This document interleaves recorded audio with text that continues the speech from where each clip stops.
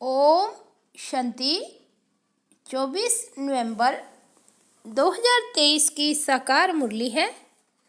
बाबा बोले, मीठे बच्चे, तुम्हारी सच्ची बात का तीर तब लगेगा जब दिल में सच्चाई सफाई होगी। तुम्हें सत्य बाप का संग मिला है, इसलिए सच्चे बनो।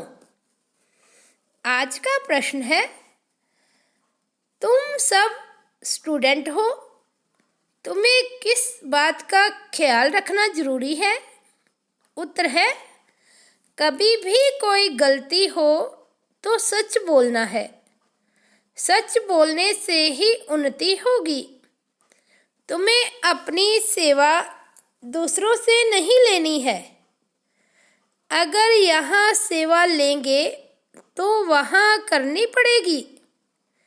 तुम स्टूडेंट अच्छी तरह से पढ़कर दूसरों को पढ़ाओ तो बाप भी खुश होगा। बाप प्यार का सागर है। उनका प्यार ही यह है जो तुम बच्चों को पढ़ाकर ऊंच मर्तबा दिलाते हैं। गीत बजा है, किसने ये सब खेल रचाया? ओम शांति। आजकल समाचार आते हैं कि हम गीता जयंती मना रहे हैं। अब गीता को जन्म किसने दिया, यह है टॉपिक। जयंती कहते हैं तो जरूर जन्म भी हुआ ना।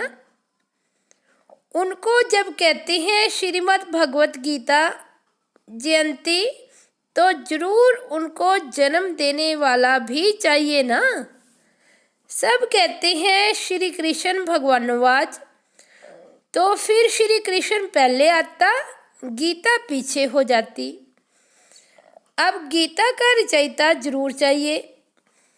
अगर श्री कृष्ण को कहते तो पहले श्री कृष्ण, पीछे गीता आनी चाहिए। परंतु श्री कृष्ण छोटा बच्चा था, वे गीता सुना न सके। यह सिद्ध करना होगा कि गीता को जन्म देने वाला कौन। यह है गुह्य बात। श्री कृष्ण तो माता के गर्भ से जन्म लेता है। वह तो सतयुग का प्रिंस है। उसने स्वयं प्रिंस का पद पाया है गीता द्वारा राजयोग सीखकर।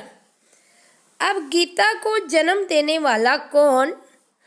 परम पिता परमात्मा शिव या श्री कृष्ण? श्री कृष्ण को वास्तव में त्रिलोकीनाथ, त्रिकालदर्शी भी नहीं कह सकते हैं। त्रिलोकीनाथ, त्रिकालदर्शी एक को ही कहेंगे। त्रिलोकीनाथ माना तीनों लोकों पर राज्य करते हैं, मूल, सूक्ष्म, स्थूल। इन तीनों को कहा जाता है त्रिलोकी। इनको जानने वाला त्रिलोकीनाथ, त्रिकालदर्शी परमपिता परमात्मा शिव है। यह महिमा उनकी है, न कि श्री कृष्ण की। श्री कृष्ण की महिमा है 16 कला संपूर्ण, सर्वगुण संपन्न। उनकी भेंट करते हैं चंद्रमा से। परमात्मा की भेंट चंद्रमा से नहीं करेंगे। उनका कर्तव्य ही अलग है। वह है गीता को जन्म देने वाला रचयिता। गीता के ज्ञान व राजयोग से ही देवताएं क्रिएट होते हैं। मनुष्य को देवता बनाने के लिए बाप को आकर नॉलेज देनी पड़ती है। अब यह समझाने देने वाले बड़े ही होशियार ब्रह्मा कुमार कुमारियां चाहिए। सभी एक जैसा समझा नहीं सकते। बच्चियां भी तो सब नंबरवार हैं। टॉपिक भी ऐसी रखी जाए कि श्रीमद् भगवत गीता को जन्म किसने दिया, इसके लिए कंट्रास्ट समझाना है। भगवान तो एक ही है, परमपिता परमात्मा शिव। उस ज्ञान सागर द्वारा ज्ञान सुनकर श्री कृष्ण ने यह पद पाया था। सहज राजयोग से यह पद कैसे पाया, ये समझानी देनी पड़े। ब्रह्मा द्वारा ही पहले बाप ब्राह्मण रचते हैं, सभी वेदों शास्त्रों का सार सुनाते हैं। ब्रह्मा के साथ ब्रह्मा मुख वंशावली भी चाहिए। ब्रह्मा को ही त्रिकालदर्शी पने का ज्ञान मिलता है। त्रिलोकी अर्थात तीनों लोकों का भी ज्ञान मिलता है। तीनों लोक आदि मध्य अंत को मिलाकर कहा जाता है और तीनों लोक अर्थात मूल, सूक्ष्म, स्थूल वतन, यह अक्षर याद करने हैं। बहुत बच्चे भूल जाते हैं। भुलाया है देह अहंकार रूपी माया ने। तो गीता का रचयिता परम पिता परमात्मा शिव है, न कि श्री कृष्ण। परम पिता परमात्मा ही त्रिकालदर्शी तथा त्रिलोकीनाथ है। श्री कृष्ण में व श्री लक्ष्मी नारायण में यह नॉलेज है ही नहीं। हाँ, जिन्होंने ये नॉलेज बाप से पाई वे विश्व के मालिक बन गए। जब सद्गति मिल गई फिर ये नॉलेज बुद्धि से गुम हो जाती है। सबका सद्गति दाता वे एक ही है। वे पुनर्जन्म लेने वाला नहीं है। पुनर्जन्म शुरू हुआ सतयुग आदि से कलयुग अंत तक 84 जन्म लेते हैं। ये समझानी देनी पड़ती है। सब तो 84 जन्म नहीं लेते। जिसने ये गीता लिखी उसको त्रिकालदर्शी नहीं कहेंगे। पहले ही लिखा कि श्री कृष्ण भगवानोवाच, यह एकदम रॉन्ग है। रॉन्ग भी होना ही है जरूर। जब सब शास्त्र रॉन्ग हो तब ही बाप आकर राइट सुनाए। बराबर ब्रह्मा द्वारा वेदों शास्त्रों का सच्चा सार सुनाते हैं, इसलिए उन्हें सत्य कहा जाता है। अब तुम्हारा है सत्य के साथ संग, जो तुमको सत्य बनाते हैं। प्रजापिता और उनकी मुख वंशावली यह जगदम्बा सरस्वती। प्रजापिता ब्रह्मा के सभी बच्चे आपस में भाई बहन ठहरे। कहाँ भी मंदिरों में जाकर भाषण करना चाहिए। घूमने फिरने भी वहाँ बहुत आते हैं। एक को समझाया तो सत्संग लग जाएगा। शमशान में भी जाना चाहिए, वहाँ मनुष्यों को वैराग्य होता है। परंतु बाबा कहते मेरे भक्तों को समझाने से वह फट से समझेंगे। तो शिव बाबा के मंदिर लक्ष्मी नारायण के मंदिर में जाना पड़े। लक्ष्मी नारायण को बाबा मम्मा नहीं कहते। शिव को बाबा कहते हैं, जरूर मम्मा भी होगी, वह है गुप्त। शिव बाबा जो रचयिता है उनको माता पिता कैसे कहते हैं, यह गुप्त बात कोई भी जान नहीं सके। लक्ष्मी नारायण को एक ही अपना बच्चा होगा, बाकी इनका नाम है प्रजापिता ब्रह्मा। विष्णु और शंकर को ऊंच नहीं रखते, ऊंच त्रिमूर्ति ब्रह्मा को रखते हैं। जैसे रचता शिव परमात्मा को कहते हैं, ऐसे ही ब्रह्मा को भी रचता कहा जाता है। वह तो अविनाशी है ही। रचता अक्षर कहेंगे तो पूछेंगे कैसे रचा, वह तो रचता है ही है। बाकी रचना होती है ब्रह्मा द्वारा। अब ब्रह्मा द्वारा परमात्मा सब आत्माओं को सृष्टि के आदि मध्य अंत का नॉलेज देते हैं। वेद शास्त्र आदि सब हैं भक्ति मार्ग की सामग्री। भक्ति मार्ग आधा कल्प चलता है, यह है ज्ञान कांड। जब भक्ति मार्ग पूरा होता है तब सब पति तमो प्रधान बन जाते हैं। तब मैं बाप आता हूँ। पहले सतो प्रधान से सतो रजो तमो में आते हैं। ऊपर से जो पवित्र आत्माएं आती हैं उन्होंने कोई ऐसा कर्म नहीं किया है जो उनको दुख भोगना पड़े। क्राइस्ट के लिए कहते हैं उनको क्रॉस पर चढ़ाया, परंतु यह तो हो न सके।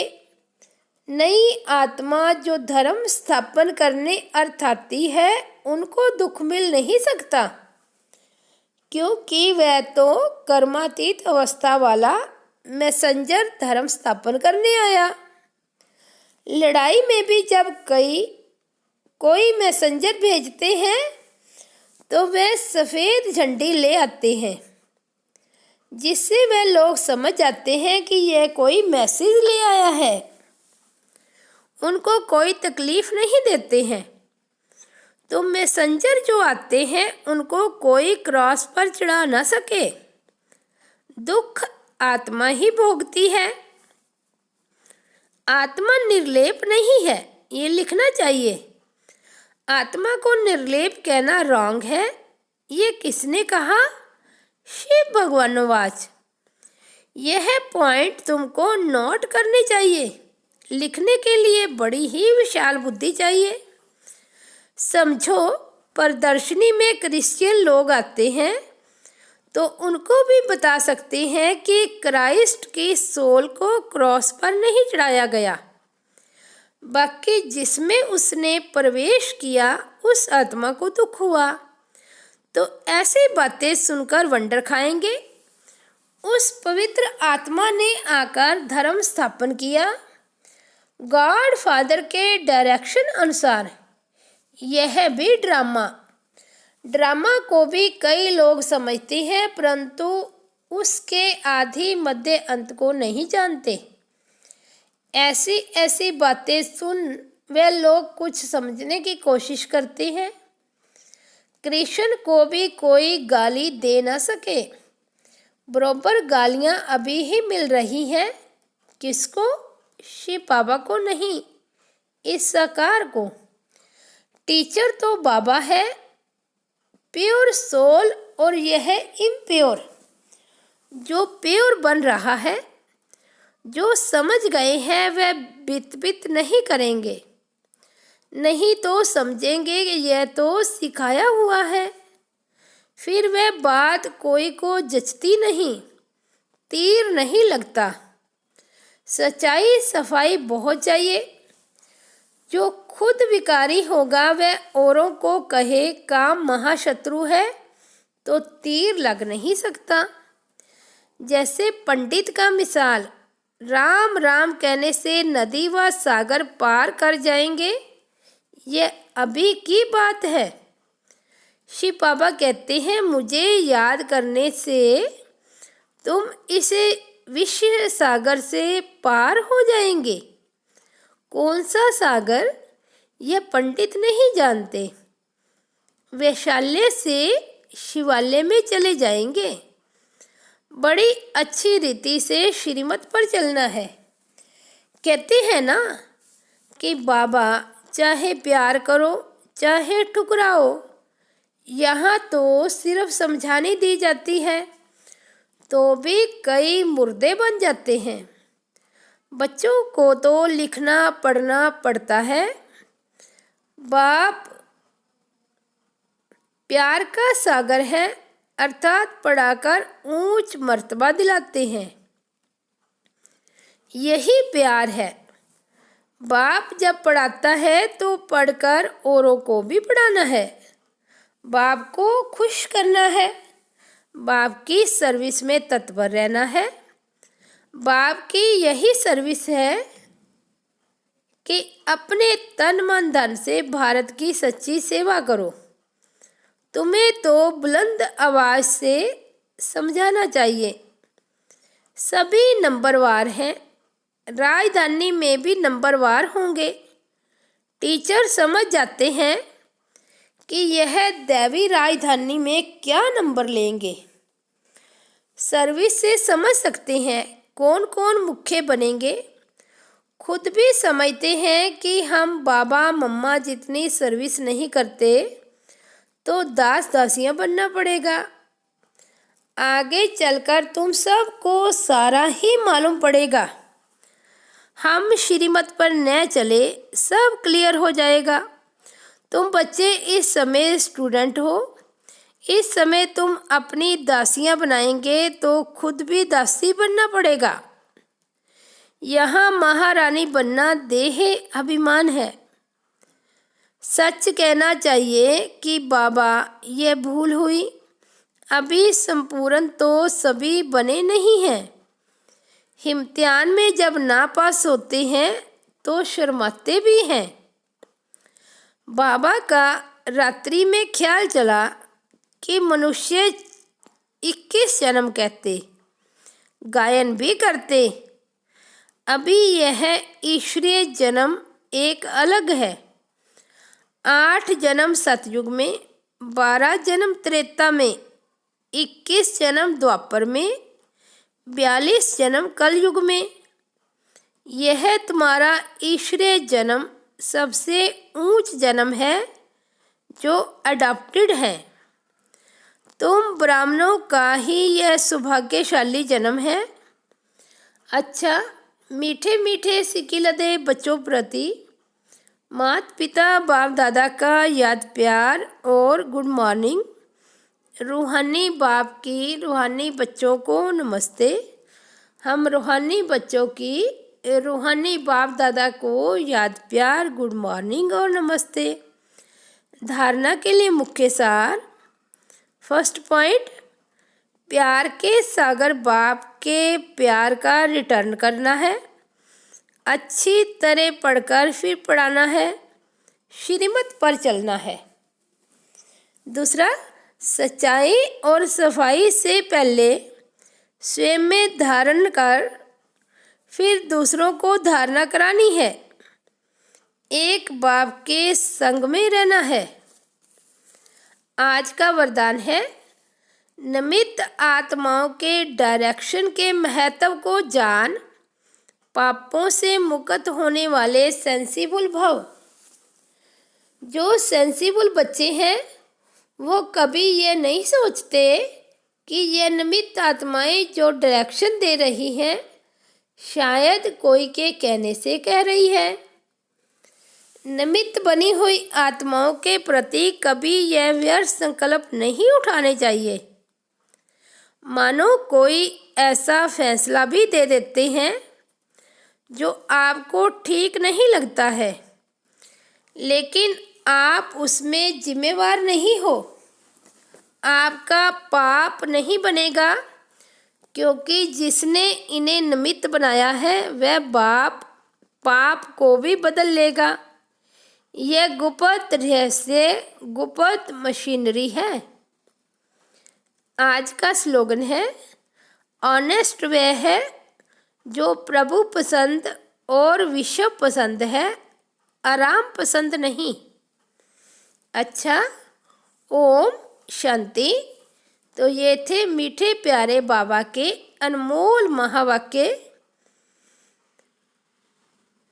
मुरली का हेडिंग, मीठे बच्चे, तुम्हारी सच्ची बात का तीर तब लगेगा जब दिल में सच्चाई सफाई होगी।